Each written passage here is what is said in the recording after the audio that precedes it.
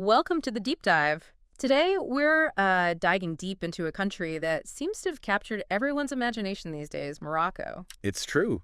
Morocco has this almost like mythical quality, Yeah. but we're here to go, beyond the myths and the Oh, totally. Instagram filters. You want to really understand what makes Morocco tick. And we've got, I think, some incredible sources to help us unearth those fascinating insights. Okay. We're diving into the CIA World Factbook Nice. and Wikipedia. Okay, let's unpack this. So for someone like me who's, maybe only familiar with Morocco from like travel blogs and Instagram, Yeah. where do we even begin? Right. Should we start with geography?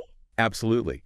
Geography is like the stage upon which Morocco's captivating history unfolds. Yeah. You see, Morocco holds this really unique position in North Africa. It's bordered by both the Atlantic Ocean and the Mediterranean Sea. Now, you might be thinking, okay, so what? Yeah. But this is actually a pretty exclusive club. Only Morocco, Spain, and France can claim this distinction. That's a good point. I never thought of it like that. It's like Morocco's at this crossroads of, influences, Yeah. geographically speaking. Yeah. And I'm guessing that plays into its culture, too. You're already one step ahead. But before we jump into culture, let's finish painting that geographical picture. Okay. Think about this. Within its borders, you've got the towering Atlas Mountains, the rugged Rift Mountains up north, fertile plains, and even a taste of the Sahara Desert. It's a country of incredible diversity, Okay. even in its landscapes. That's a lot to take in. Mountains, deserts, coastlines. No wonder it's got such a unique identity. But this also makes me realize I know so little about Morocco's history. Where do we even begin to dig into, like, thousands of years of history? Well, hold on to your hat, Okay. because we're going way back to the Paleolithic era.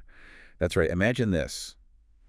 The earliest inhabitants of Morocco date back over 300,000 years. Wow. We're talking about a seriously ancient lineage, a land with roots stretching deep into the mists of time. Wow, 300,000 years. It almost feels wrong to compress all that into a single thought, but I'm guessing things started to change pretty dramatically as different empires and groups came into the picture, right? Like the Romans, for example. You're exactly right. Yeah. The Romans, those ambitious conquerors, they couldn't resist Morocco's allure. Yeah. And their influence, while eventually waning around the 4th century AD, it left its mark. But here's where things get really interesting.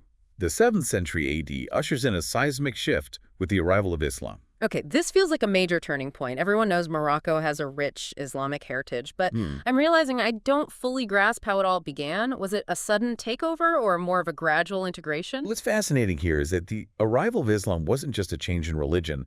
It was like laying down a whole new foundation for Moroccan society. Language, architecture, societal values. It wasn't an overnight transformation, but over centuries, it became the bedrock of Moroccan identity as we know it. Yeah. It's like this wave of cultural change washing over the land, reshaping everything in its path. But I'm also thinking, even within Islamic history, there are so many different dynasties and empires. Did Morocco experience something similar? Absolutely. In fact, right after Islam took root, you see the rise of the Idrisid dynasty in 788 AD. These guys weren't just content with, ruling, though they had a vision.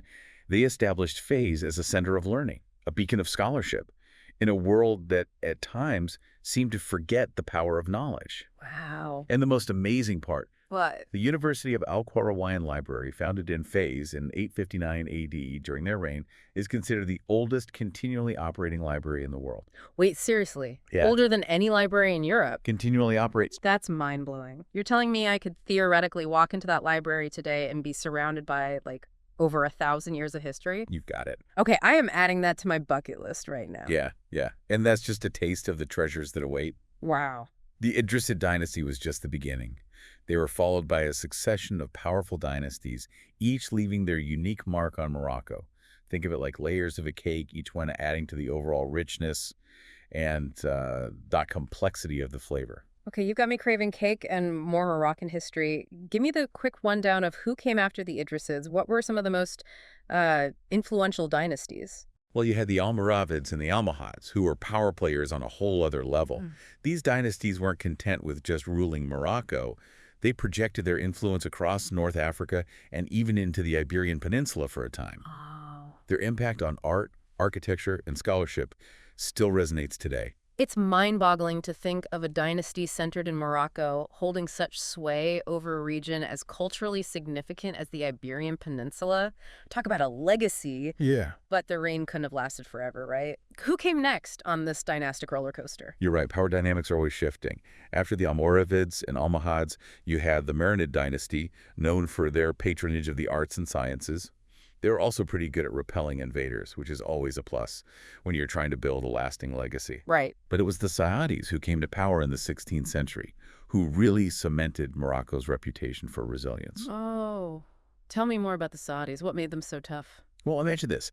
It's the 16th century, and those ambitious Portuguese explorers are trying to expand their empire. Oh, no. They set their sights on Morocco, but the Saadis are ready for them. In 1578, at the Battle of Alcácer Quibir, the Saadi army, led by Sultan Abd al-Malika, decisively defeated the Portuguese forces, even killing the Portuguese king, Sebastian I, in the process. Whoa. This victory wasn't just a military triumph, it became a symbol of Moroccan resistance against European expansionism. It solidified their image as a force to be reckoned with. Wow, that's one for the history books. Defeating a European power at the height of their colonial ambitions? That's a serious power move. But speaking of European powers and colonialism, I'm curious to see how that era played out in Morocco. Yes. Colonialism. A complex and often painful chapter for so many nations. Yeah, And for Morocco, it marked a period of significant upheaval. right. You see, while the Saadi victory over the Portuguese was a high point, it wasn't the end of European ambitions in the region. As the 19th century rolled around, Europe's grip on North Africa tightened, and Morocco found itself facing new threats. Oh no, I have a bad feeling about this. It sounds like we're heading into some choppy waters in Morocco's history. What happened next? Okay, so last we left off, it wasn't looking so good for Morocco as European powers began to exert their influence in the 19th century. Did they manage to hold on to their independence? Well, for a while, Morocco managed to play a delicate game of diplomacy, navigating between the ambitions of France, Spain, and Great Britain. They used their strategic location. Remember that prime real estate near the Strait of Gibraltar? Right. To their advantage? But this balancing act couldn't last forever. That's the thing about juggling, right? Sooner or later, something's got to drop.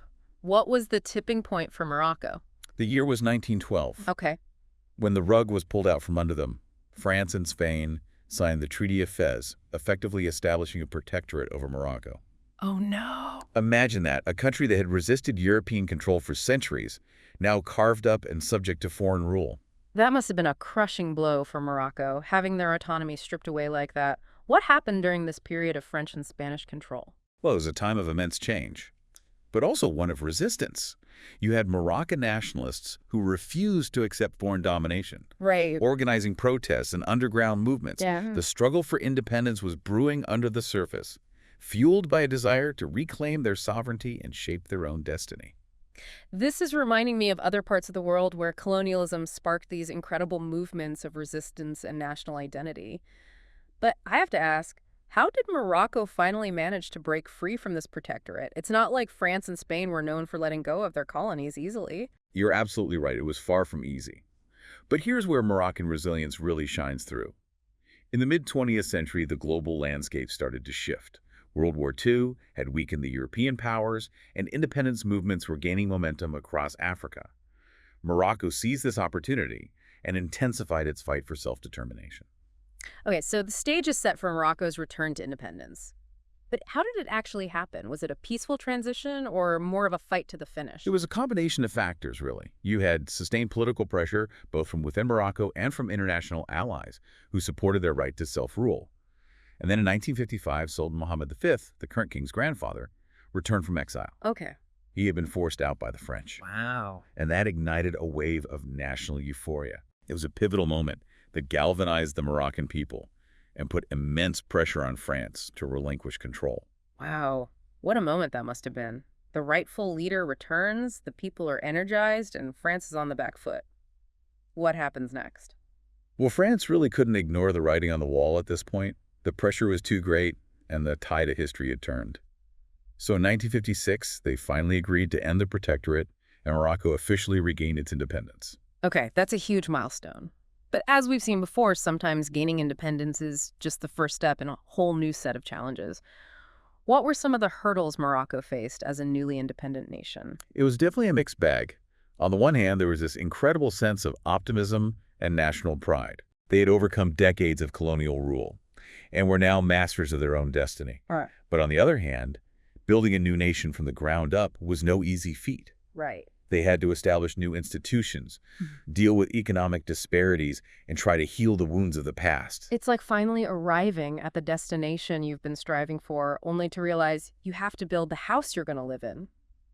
Were there any specific challenges that stand out during this period? One major issue was the question of Western Sahara. Oh, right. Remember that strategic region we talked about earlier? Yeah. Well, when Spain relinquished control of Morocco, they didn't give up Western Sahara at the same time. Yeah. This led to a territorial dispute that quickly escalated into a full-blown conflict, with Morocco claiming sovereignty over the region. So this is where we see the emergence of that long-standing conflict we hear about in the news today. How did Morocco handle this challenge while trying to establish itself as a stable and independent nation? Well, it was a delicate balancing act.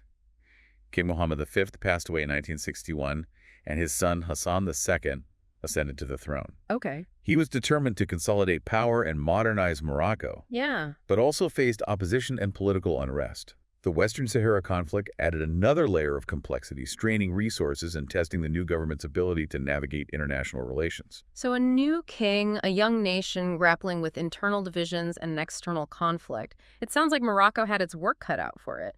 How did they manage to weather these stormy seas? It was a turbulent period marked by both progress and setbacks. On the one hand, King Hassan II introduced some reforms aimed at promoting economic development and strengthening ties with the West.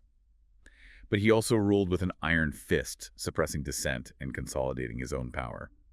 It was a time of great social and political change, with Morocco trying to find its footing in a world that was rapidly transforming. It's fascinating to see how all these threads are starting to come together, the historical legacies, the geopolitical realities, and the internal struggles of a nation trying to define itself.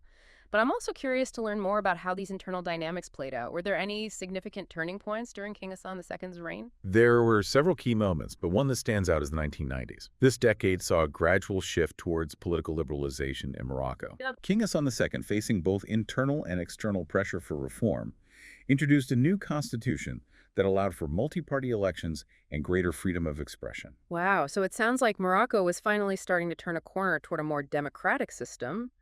Did these changes usher in a new era of stability and openness?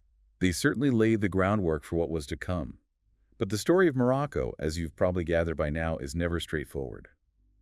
When we return for the final part of our deep dive, we'll explore how King Mohammed VI, who took the throne in 1999, navigated this complex legacy and set Morocco on a course for the 21st century. Welcome back to the deep dive. We're wrapping up our journey through Morocco's past. Last we left off, things were getting interesting as the country entered a new era with King Mohammed VI. You're right to say interesting, because Morocco in the 21st century is like a case study in balancing tradition and change.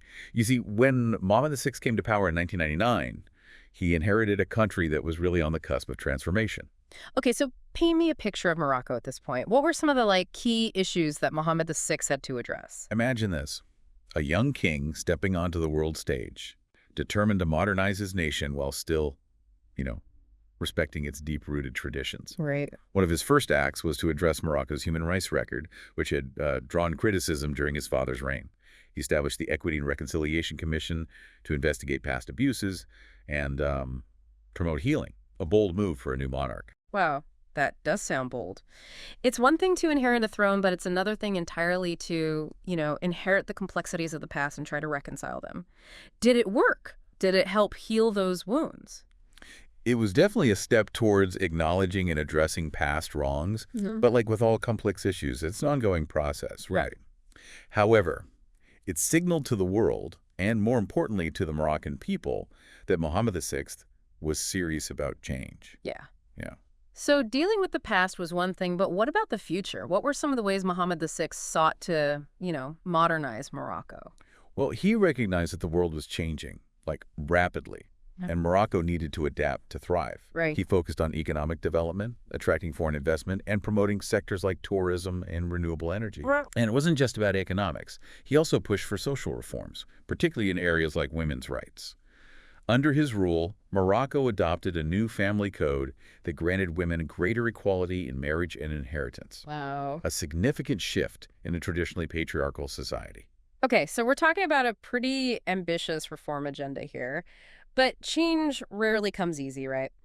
Were there any bumps in the road for Morocco during this period of modernization? You're absolutely right. One of the biggest challenges came in 2011 when the Arab Spring uprisings swept across the Middle East and North Africa. Yeah. Like many countries in the region, Morocco experienced its own wave of protests, Yeah. with people demanding greater political freedom and economic justice. Right. This is one of those moments in history that felt like the world was holding its breath. The Arab Spring had such a profound impact on the region. How did Morocco weather this storm? It was a delicate balancing act.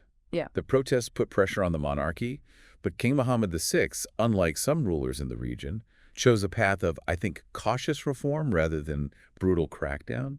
He proposed constitutional amendments that introduced greater checks on the monarchy's power and paved the way for more democratic governance. So a king willing to share power to meet the demands of the people halfway, that's pretty remarkable, especially in a region where authoritarianism often prevailed.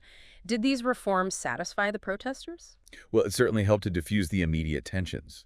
Morocco, while still a constitutional monarchy, has made strides towards a more democratic system. Yeah. But it's an ongoing process, and the country continues to grapple with challenges like corruption, economic inequality, and, the ongoing debate about the role of Islam in society. It sounds like Morocco is a country that's constantly evolving, always navigating these tensions between tradition and modernity.